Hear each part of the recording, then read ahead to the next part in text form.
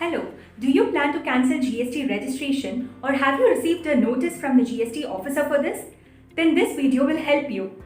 Cancellation of GST registration means that the taxpayer will no longer be a registered person under GST.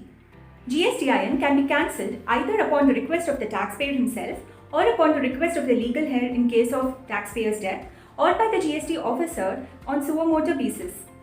On the cancellation of GST number, such person is no longer liable to pay GST on the supplies made by him or collect GST from his customers. Cannot claim input tax credit like before. Cannot continue such business if was covered by the mandatory GST registration required under Section 24 of the CGST Act. Will continue to be liable for the undischarged tax dues for the period prior to the cancellation date and may revoke or reverse such cancellation done by the GST officer within 30 days of cancellation date subject to some conditions. If you find this video interesting, please like and share the video. Subscribe to ClearTax channel and hit the bell icon for all the latest videos. A taxpayer can initiate cancellation of his GST registration when there is a transfer of business by way of sale, merger, demerger or proprietor's death, change in constitution of business, he is no longer covered by the mandatory GST registration required under Section 24 of the CGST Act. The business turnover falls below the threshold limit defined under Section 22 of the CGST Act, or he is a voluntarily registered taxpayer and not covered under serial number 3 and 4. A GST officer may cancel the GST registration after giving taxpayer an opportunity of being heard when 1. Taxpayers contravenes provisions of the GST law such as not conducting business from the declared place of business or not issuing tax invoices or anti-profiteering or not giving bank account details on the portal.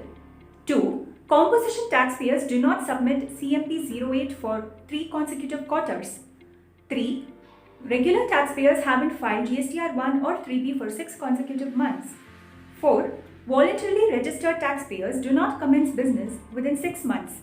If the taxpayer or his legal heir wants to initiate the cancellation, he must file an application in Form Reg 16 on the GST portal within 30 days of the event as discussed earlier.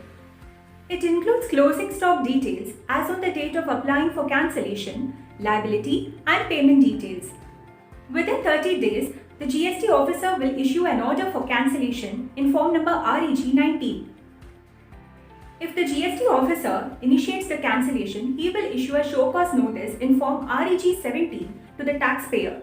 The taxpayer must reply in Form Reg 18 within 7 days from the date of serving the notice, putting forth his points of contention. After a proper verification, the GST officer may either drop the proceedings in Form Reg 20 or pass the cancellation order in Reg 19 within 30 days of the reply.